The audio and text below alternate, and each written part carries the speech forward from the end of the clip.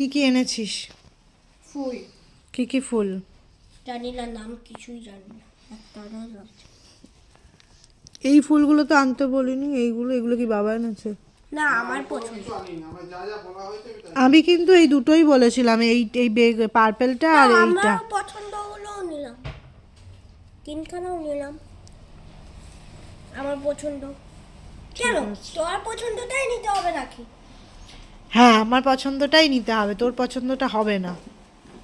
খেলেছিস? হ্যাঁ, কি কোথায় রাখবো তাও? বাবা করে দেবে, দাঁড়াও। তারপরে ওখানে নিচে, হ্যাঁ নিচে একটা একটা করে রাখো। তারপর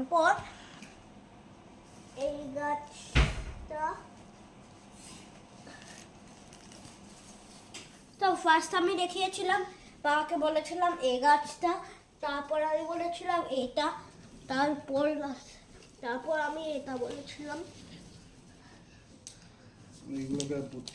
তারপর এটা ভিতরে পেয়েছিলাম, এই যে এটা।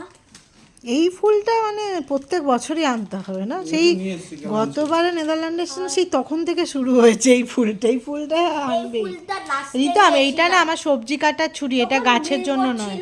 তুমি এটা রেখে আসো। বিল করছিল বাবা, তখন এটা নিতে বললাম।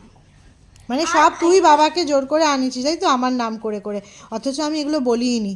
আমি ওই গাছ দুটো অফার দিচ্ছিল তাই বলেছিলাম ওই দুটো। নাম করে করি না। মায়ের নাম করে করিস নি? হ্যাঁ, তো বাবা যে বললো। এগুলো জাস্ট করে। তো এতগুলো গাছ কে জল দেবে?